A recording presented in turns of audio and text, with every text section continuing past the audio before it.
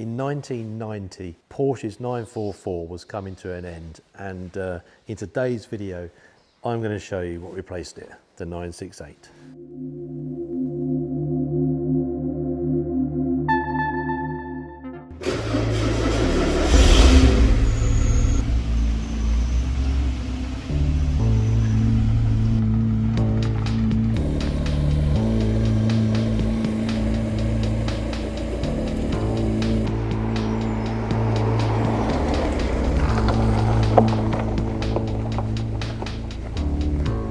Such a cool, sporty car.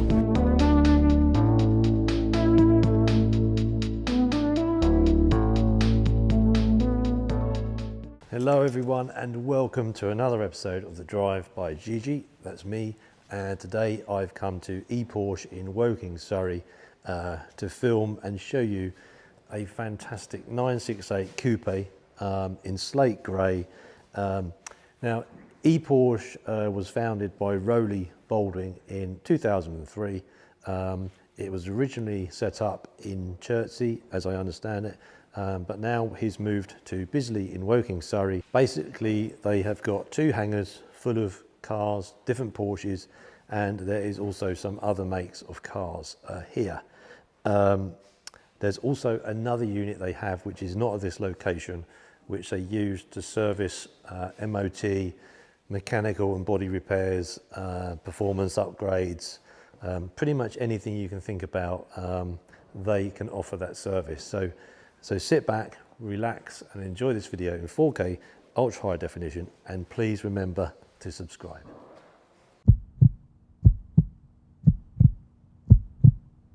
Okay, so here we have the 1993 Porsche 968 Coupe at Eporsch. Now this is a beautiful colour. I've always enjoyed the slate grey cars. You don't see many of them. This one's done just under 62,000 miles, and this is the manual car, which is 6 speeds. It's a 3 litre 16 valve, 240 horsepower, which equates to 0 to 60 in 6.5 seconds, and top speed is 156 miles per hour. Now it's got quite a lot of torque, this engine. It's got 305 newton meters of torque at 4,100 RPM, and if it's anything like the 944 S2 I took out, it should be pretty nippy. So there we go, there's the numbers. This particular model's got the sunroof, and because it's a 1993 model, it's probably got ABS, power steering, and a few other nice things inside. So let's dig a little bit deeper.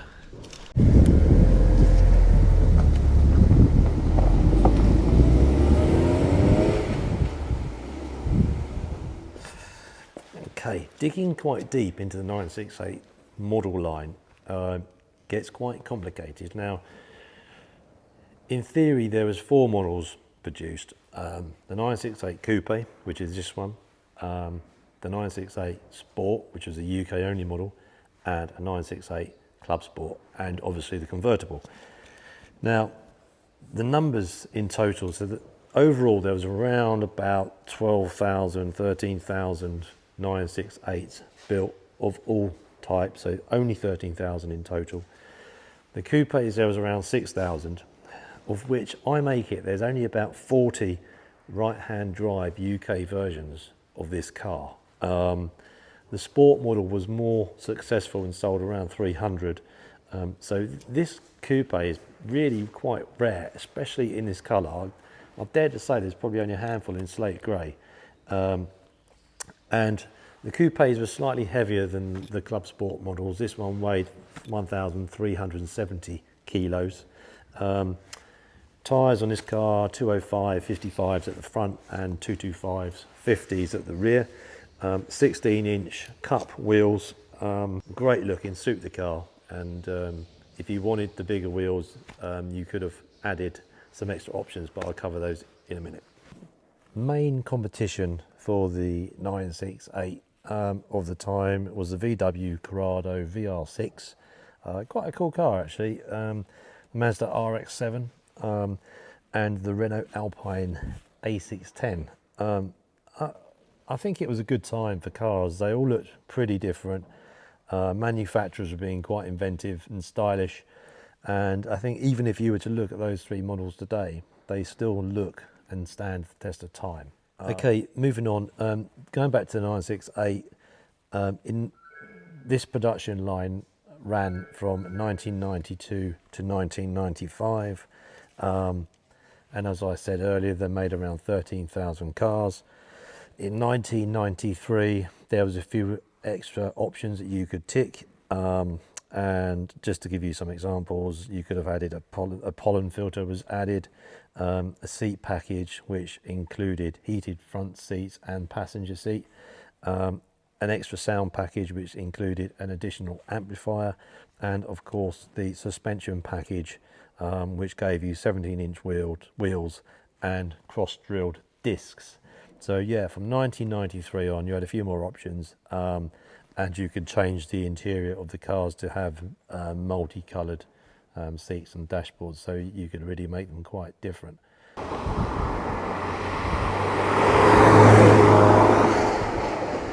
Now, the 968 Club Sport is the one that everybody really wants.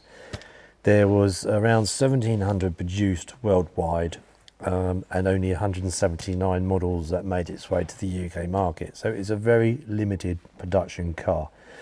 It cost around £30,000 new. It weighed lighter than the Coupe at around 1,320 kilos. And the main differences were that a lot of the stuff you found in the Coupe had been removed. Heated washer jets, the rear seats, sound deadening was taken out, no rear wiper, there was no power windows, and there was no airbag.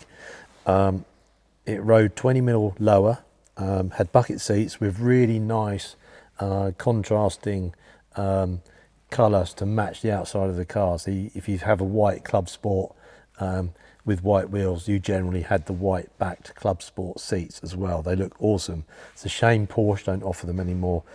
And 17-inch wheels, larger tyres, and it was slightly quicker because it was lighter. So 0 to 60 came in 5.6 seconds, and the top speed was just over 160 miles per hour. And it was, of course, only in a manual. But everybody wants the Club Sport. Do you know, I always focus on maybe owning a Club Sport, and it still is in the back of my mind. But I think one thing you get with the Coupe is it's more luxurious. You get the more comfortable seats, you got electric things, you've got all the buttons and switches inside, you've got the electric sunroof, electric windows, mirrors, good sound system. So it's a bit more of a luxurious model, and it's probably more comfortable to drive on a daily basis if that's what you're going to do. So there we go, that's the three models explained. Let's get into the details of inside the cockpit.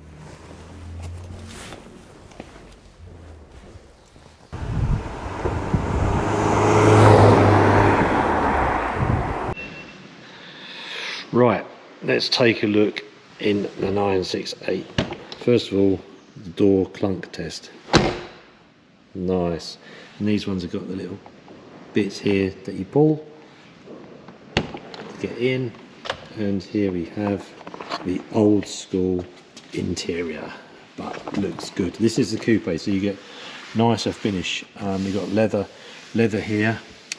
You've got speakers in here with this lovely carpet on the side. You've got the electric windows up and down. This is the mirror adjuster and tweeter, so you've got separate probably mid-range and tweeters here. And then as we look in, 968, you've got these two rear seats. You don't get these rear seats in the Club Sport, but these are lovely, beautifully leather, with black contrast piping. They're really nice to sit in, nice and comfortable. You've got the handbrake down here by the driver's seat, and as you can see, the Coupe, you get all the nice goodies. You've got the electric adjustment here. That's what the footwell looks like. Plenty of room for your feet, and also because it's an old Porsche, we've got a key.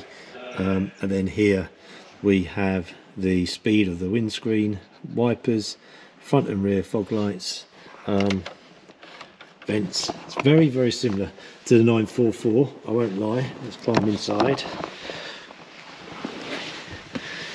And then you've got this, there we go. We're very thoughtful Porsche. You can fit an iPhone in there. Then you've got the ashtray, identical to the 944. This nice 6-speed gear stick. In the 944 it's only 5-speed. It's actually a really nice short stick, very similar to the sort of the Cayman GT4 of this era. So yeah, 5-speed, sorry, 6-speed, analog clock, which you got in the Coupe, and then you got very similar buttons to the 944. Your mirrors, lock in the car, rear wiper, and this one is for the sunroof, and then this one is for the light control. So if you've got a heavy load in the back, it helps level the lights. We've got digital clock, very simple fan controls. Then of course this, the button that everybody wants is the headlights that pop up. So you turn that and they come up and down, and I will show you those. This is the speedo, very simple and clear. Top speed is 180, and this example's just under 62,000 miles. So that's very, very low, and that is what the back of the 968 looks like. And you can see these are beautiful leather seats. It's a nice place to be, very nice place to be. You won't be disappointed in here. Okay, so I'm here at Eporsch in Woking, and this is the outside of where their showroom is. As you can see, beautiful countryside. My trusted BMW 928, what a legend that is. It's got some pretty wacky interior as well. The interior on that, checkered seats. Love it. What a period, eh? And they've got two hangars here with mainly Porsches in, and I've already been here about an hour filming, and they're really nice guys. And yeah, if you're looking for any type of Porsche, particular model, I'm sure they will try and do their best to source it for you. So there we go, that's the outside. This is the other hangar, and as you can see, there's lots of nice goodies that await you inside.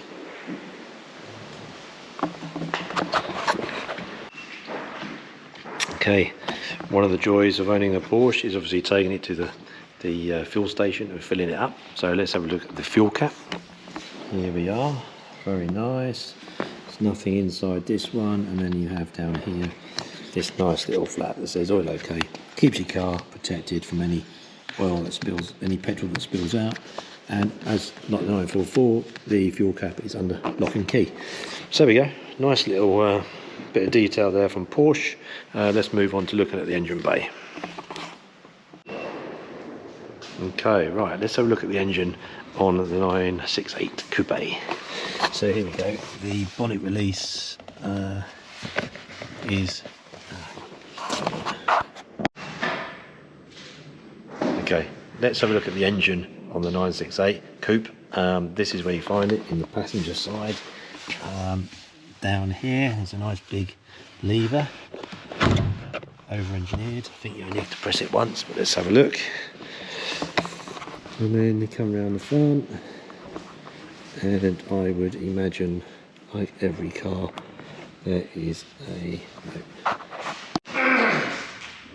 I thought I'd be able to open it in one take, but I failed. I couldn't open it, so I asked one of the colleagues here to open it. So here we go. This is the engine bay of a 968. It actually looks quite different to the 944. I thought they'd be identical, but it's completely different. It's a lot longer and less wide, and everything seems to look a lot more modern. Got a nice Porsche in the engine bay. This is all very tidy. But yeah, there you go. That is the 968 engine bay, and underneath there's no real sound deadening. It is what it is. Right, let's do the passenger test for my wife. If ever I'm going to buy one of these, she needs to know there's lots of leg room in the passenger side. Paula, there's loads. There's even more than a 944 actually, so happy days. There's no ingress into the footwell, which she'll be very happy about, or unhappy, because now I'm going to have to go and buy one. And then just to show you, there we go. What more do you need? This is sold to a very happy YouTuber. I wish it was. Very soon. Coming to the channel very soon, hopefully. Z3M Roadster. What a beast. And possibly this nice yellow Boxster.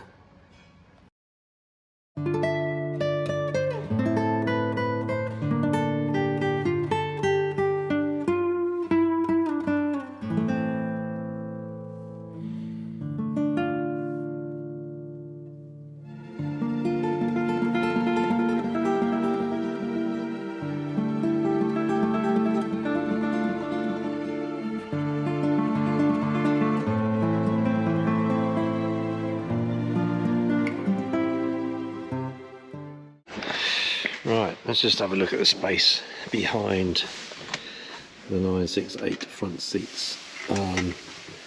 Yeah, there's not much, but you would get two young kids in here. You got some rear speakers there, and there you can see the boot, pretty big. So yeah, I think Porsche actually state that if you're over 6 foot you just won't fit, but I'm not, so, and I don't have any kids, so it's coming over me. Now, some of you might not know, but there was a very interesting test done by Porsche in the development of the 968, and some of the facts are really quite amazing, and it's no surprise to me that some of these cars are currently on 160,000 miles. Some of the manuals, if you look on the forums, people have never changed the clutches. There was a tiptronic version for sale the other day with 207,000 miles on, and it still looked in fantastic shape. So these cars were tested way beyond their means, and that's why I've decided to share this story with you. So Porsche decided to take this car on a huge test. In total they covered 62,137,000 miles in 100 days, so that's 600 miles a day on average. They took it through different terrain, and the idea was to equate to around 5 life cycles of a normal car.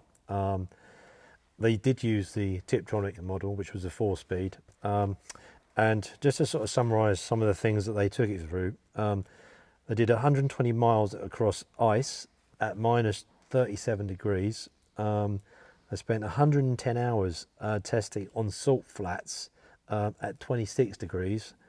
Now this is the best one. They took it around to the Nardo test track. They covered 3,458 miles in 24 hours at full speed. The average speed for the whole time was 130 miles per hour. They only stopped to refuel it and do some visual checks. So they took it at full speed for 24 hours. Who does that? And the only thing that broke throughout all these tests, and there was a couple more which I haven't mentioned, was the fuel tank lid broke. Now I'm not entirely sure what that is. I don't know if that's the bit where you put the fuel in. But yeah, I mean, I think that is testament today, you know, when you see these cars and they are 30 years old pretty much, honestly, there's hardly any wear at all. Obviously some haven't been looked after, but I think, you know, even the high mileage ones look pretty good. So there we go. I got that information from a fantastic book which I will put in the description, but yeah, now I'm looking forward to taking this thing out for a test drive.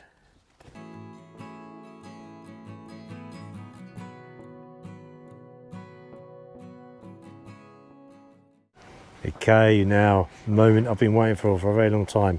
We're going to jump in the 968 Coupe, and go out for a little spin, get some drive-by shots, and all for your viewing pleasure.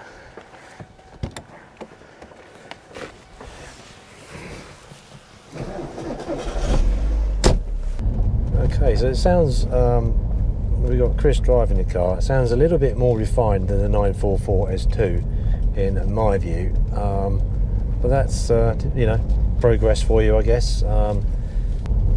Still a cool car though. I'll go up and down here. Yeah, cool.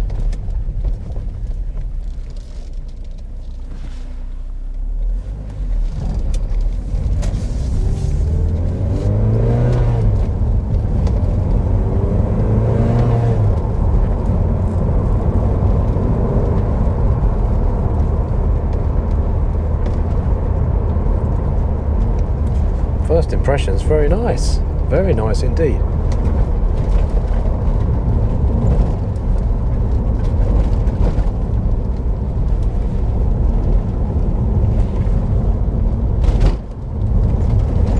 Fortunately, we're following a dumper truck.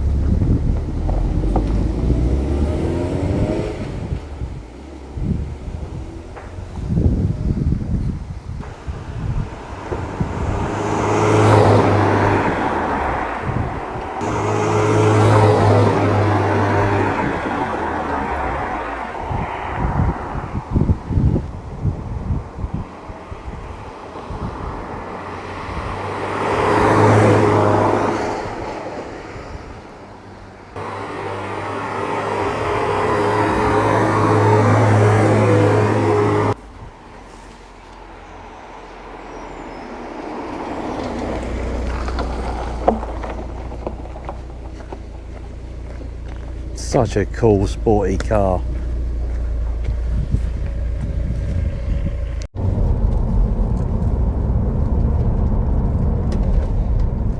Now these cars must be pretty good because the owner of Eporsch, Rowley, has got a 968 Club Sport, so they can't be that bad.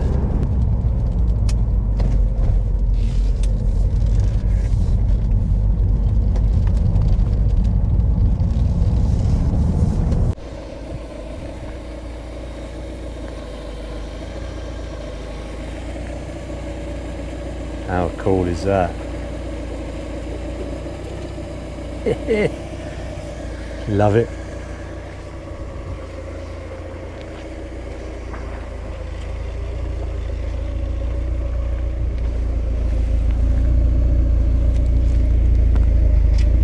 Real nice burble. And you got the Porsche logo actually embossed on the back of the car. 968 rear spoiler.